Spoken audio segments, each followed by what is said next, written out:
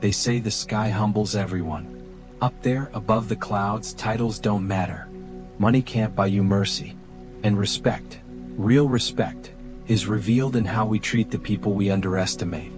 This story begins with a woman named Dr. Maya Bennett.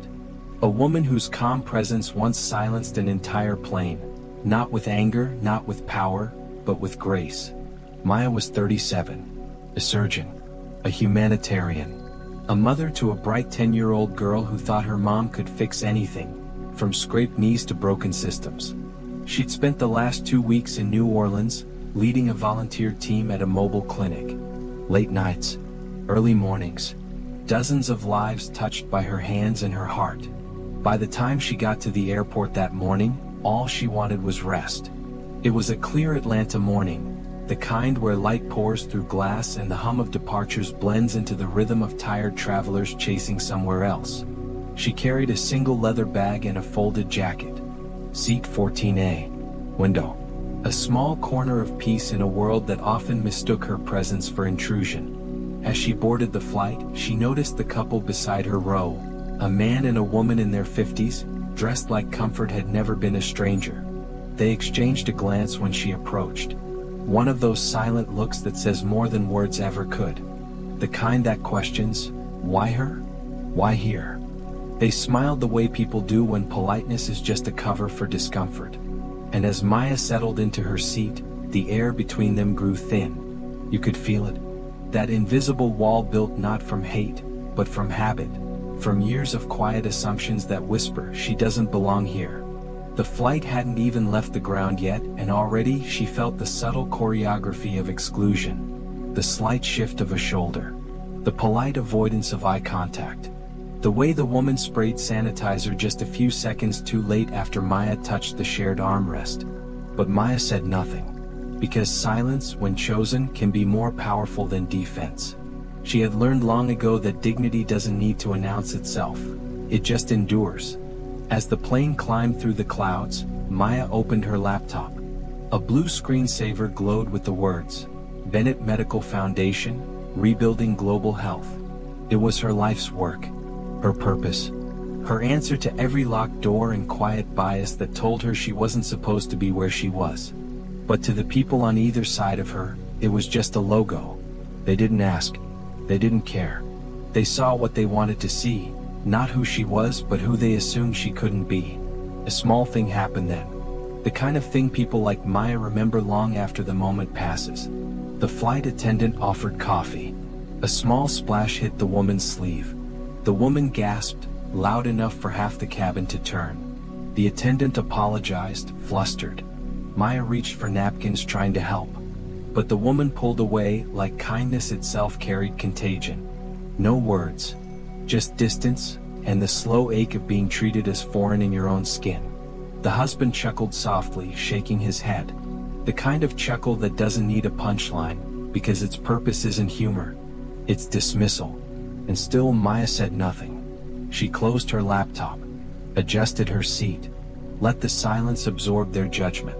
Because she knew something they didn't. That comfort and character rarely sit in the same row. An hour passed. The plane cruised steady over Missouri. Passengers began to relax. But Maya couldn't help but notice the pattern. Every so often, the couple would glance her way, curious, uneasy, like proximity alone was an inconvenience. Behind them, 2 younger passengers whispered just loud enough to be heard. Probably one of those diversity hires. Yeah, wonder how she got a seat up here. And that's the thing about microaggressions. They're not always sharp enough to bleed, but they bruise over time. They leave marks on your patience, not your skin. She stared out the window, her reflection faint against the clouds, thinking of her daughter. Wondering how she'd explain this kind of pain someday, the kind that doesn't scream, just lingers. The flight attendant passed again. The woman beside her sighed. Could you dim your screen? It's rather bright. Maya nodded quietly. Of course. And she closed it. It was never about brightness. It was about control. Then it happened. A sound that broke through the static of quiet prejudice. A voice from the front of the plane, urgent, trembling. Is there a doctor on board? Every head turned. Every hand froze. and for a split second the air itself forgot how to breathe.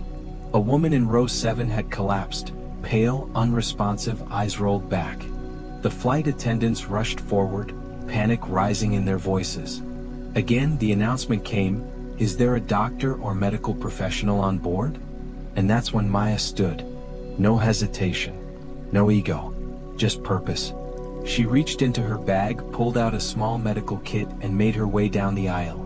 The couple beside her watched in silence, shock written across their faces. The same woman they had avoided touching now moved with the calm precision of someone who'd been saving lives her entire career. She knelt beside the unconscious passenger, checked her pulse, her breathing, her pupils. The cabin was silent except for the rhythm of her voice, steady, low, composed.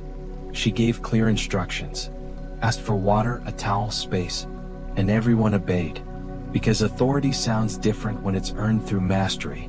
Minutes passed. She stabilized the woman's vitals. A faint pulse returned. The woman gasped, alive. A collective sigh spread through the cabin, followed by soft applause. And there it was, the moment when every stereotype in that space began to unravel. The couple beside her leaned in disbelief. The whispers behind her fell silent. Even the flight attendant's tone changed from polite to reverent, because prejudice doesn't survive proximity to truth. As the plane began its descent into Denver, the captain came on the speaker. "Ladies and gentlemen, we'd like to extend our thanks to Dr. Maya Bennett for her swift medical response and professionalism." The cabin erupted in applause again. People who had ignored her now turned to look, to see, to acknowledge. The couple who once refused to sit beside her now wore the look of people who just met themselves for the first time. But Maya, she didn't smile for attention. She didn't bask in vindication. She just looked out the window toward the soft gold of the horizon and breathed. Because peace feels different when you've earned it by not losing yourself. When the plane landed, paramedics met them on the runway. The woman she saved was stable. Maya handed over her notes, thanked the attendants, and gathered her things. As she stood to leave, the couple spoke softly behind her. Their words weren't audible, but apology rarely needs to be heard to be understood.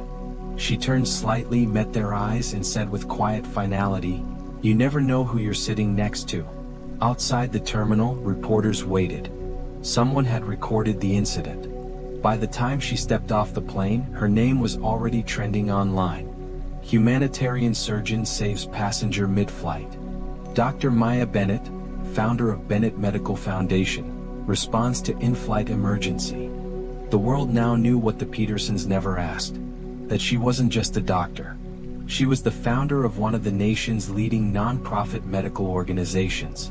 A woman building hospitals across Africa, training women in medicine, fighting for access where politics forgot compassion. But she didn't need the world to know, because validation is only necessary when you've been doubted. And Maya lived in her purpose. Later that night, as the news spread, she sat on her couch with her daughter. The little girl watched the replay, wide-eyed. "Mom, that's you." Maya smiled softly. "Yes, baby, that's me." Her daughter frowned. "Why didn't they want to sit next to you?" Maya took a breath. "Because some lessons are too heavy for children, but too important to leave unsaid. Sometimes people see color before they see character. But our job isn't to prove them wrong, it's to keep being right." Her daughter nodded slowly. "Then I'll always sit next to people like you, Mom." And Maya smiled. Because that was legacy. A few weeks later, an article headline read, "Poetic Justice at 35,000 feet." The final paragraph quoted her directly. "Prejudice is just fear pretending to be certainty. But compassion is certainty without fear." And that's what this story was about. Not revenge, not shame, but reflection. Because ignorance has a strange way of revealing itself. You can spend a lifetime building walls to protect your comfort, but one act of grace can bring them down faster than any argument. The couple who refused to sit beside her didn't lose their seat that day. They lost their excuse. They learned that status doesn't make you superior. Character does. That education means nothing if empathy isn't fluent. and that the woman they looked down on for 2 hours at 35,000 feet was the same woman the world looked up to the moment they landed. Maya Bennett didn't change their minds with anger. She didn't post or shout or demand apology. She simply lived in her truth so fully that ignorance had no choice but to listen. Because sometimes the loudest kind of justice is quiet. Sometimes the most powerful revolution is grace under pressure. And sometimes the seat they didn't want to share is the very lesson they needed to learn. She didn't just land a plane that day. She landed a truth. That humanity isn't measured by how we rise above others, but how we sit beside them, without fear, without judgment, and with the kind of love that makes the sky itself take notice.